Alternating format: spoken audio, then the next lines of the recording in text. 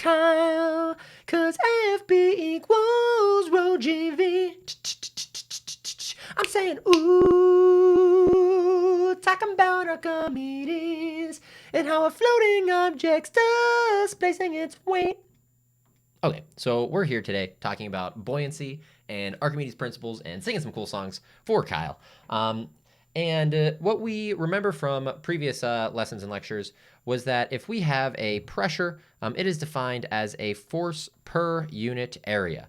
And if we have a change in pressure, that change in pressure can also be defined as rho g delta h. And this is if we're in some sort of fluid, right? So this is a liquid or a fluid here.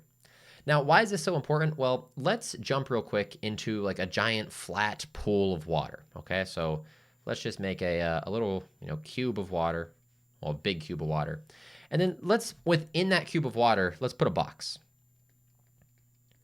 So we've got some box of water here, and why is this box of water so important? Well, because this water at the top surface of it is underneath at some distance h1.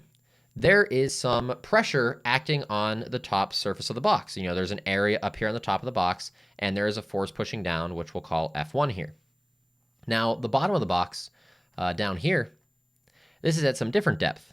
This is at, we'll call it H2. And there's an area underneath, there's an area that I could shade the backside of or something like that. And because pressure acts in every direction, there is some force F2 acting up. And because this is deeper and we have a larger delta H here, this F2 will be greater than F1. So one of the neat things we can do with this is we can look at a buoyant force, or how much force is the actual fluid itself applying onto an object to kind of help an object float. And if we take a look at this, what we'll find is the following. We can write F1 as equaling a pressure, at this surface multiplied by the area, because we just took, our idea of pressure and kind of rewrote it. And because of this, and we know what this difference of pressure is, this difference of pressure, P1 right here, that is the gauge pressure, that's that delta P. So we can say this is equal to rho g h1, the depth that the top of the box is, multiplied by the first area. And if we do the same thing for F2, F2 here will equal pressure 2 times the area 2, and that equals rho g h2 a2. Now, if we take a look at this, what we're really trying to do is to find the difference between these forces. We're trying to find F2 minus F1, because the difference in these forces here will result in a net force, and that net force will be applied onto our object, and it will push our object in a certain direction. So if we take F2 minus F1, we're going to have some upward acting force. And the reason why we say F2 minus F1 is this allows us to call up the positive direction. So F2 becomes positive and down becomes the negative direction. So F1 becomes negative. And when we do this, what we see is that both of these objects have the same rho in G. The rho is the density of the fluid. So there's rho. G is just gravity. So there's G. H2 minus H1 is a delta H. So when we think about this delta H, what we're really looking at is what is the delta H right here? What is the difference between H2 and H1? So we'll call this some delta H here. Here's a delta H. And then these areas, A1 and A2, these areas are the same. The top area of the box and the bottom area of the box is the same there. So we'll just call this multiplied by A. Now, a really cool thing, we've seen this in previous examples, is that if we have some area, like a sheet of paper, but then we stack these sheets up to some height, H, what we've really created is a volume, a box. So delta H times A is a volume, which means here that the difference in forces will equal rho g v. And this difference in forces is what we call the buoyant force. FB equals rho g v. And this is how much force a fluid is pushing up on an object submerged into it, which is a really cool thing. This is a very important equation. You should definitely write that down. Very, very, very, very useful. Now, one of the cool things we can do with this buoyant force equation here is the following. If we take a look at this right here, we have a density and we have a volume.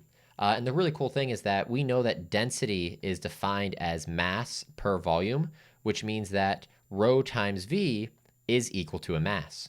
So if we take the density of the liquid or the fluid and the volume that is being displaced here, that is the mass of the fluid displaced. So what we can say is that this buoyant force here is equal to the mass of the fluid or the liquid, however you want to write it, that is being displaced multiplied by gravity. And we know m times g is a weight. So really, the buoyant force is equal to the weight of the fluid that is being displaced here.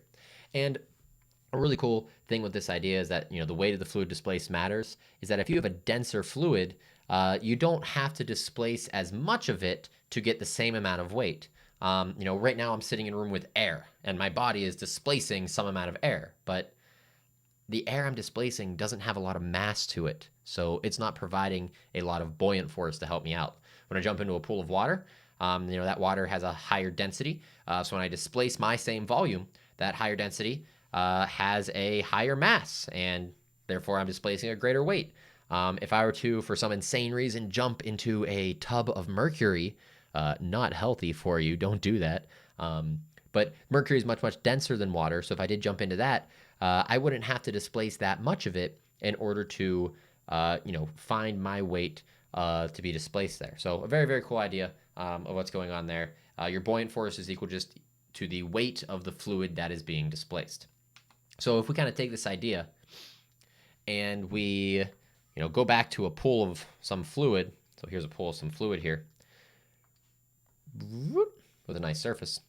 If you have a box at the top of it, and let's say this box is floating, okay, so this box is floating up here. What we know then is we have displaced down here some amount of volume, okay? The box itself has a volume, but we're not displacing the entire volume of the box. What we're just doing here is we're only displacing this bottom shaded in section. But if we displace just that bottom weighted in section, that will equal, that displaced fluid will have the same weight as the entirety of the box. So in general, we can say is for a floating object, the buoyant force will equal the weight of the object. And that makes sense simply because the mass of the fluid that you're displacing times gravity has to equal the mass of your object multiplied by gravity. And really what that's saying there is, as long as you are able to displace as much fluid as the mass of the object, you're going to be good here. It might take you more fluid if you have a low density, if you're in something like alcohol, only about 60% of the density of water in some cases. But you're essentially saying if an object's floating, the masses of the fluid being displaced and the mass of the object are the same. And if you drew a free body diagram, you could say, like, here's the weight of the object and here is the buoyant force. They're the same. If we have a case where an object is sinking, we've sunk.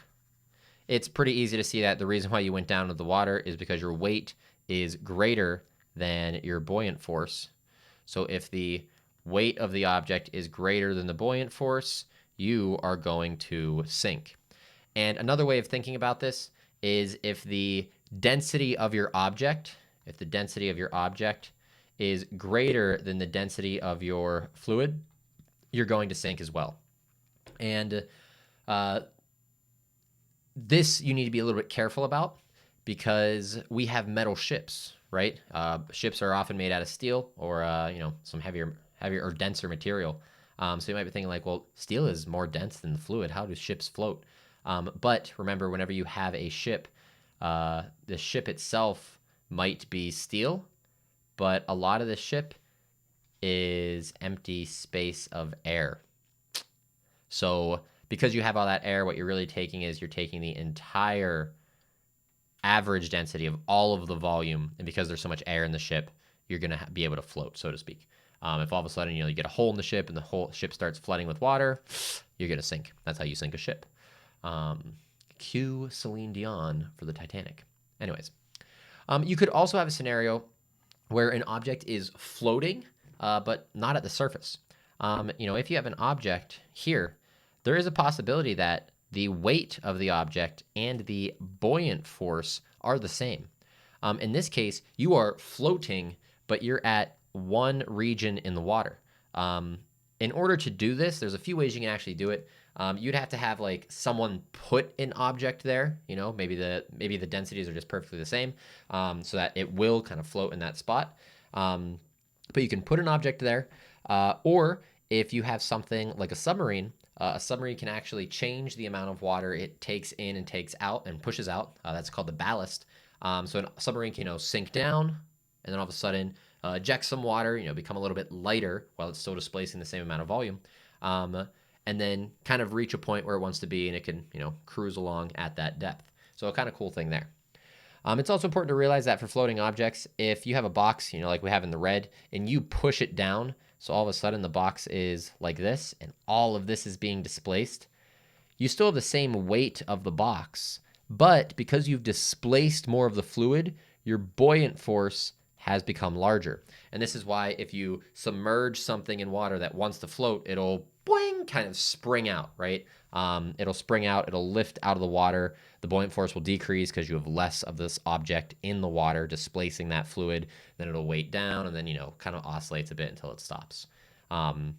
This is a very useful tactic if you're trying to rescue someone who's fallen over a whitewater rafting scenario. Maybe, you hit a bad rapid and they fell out.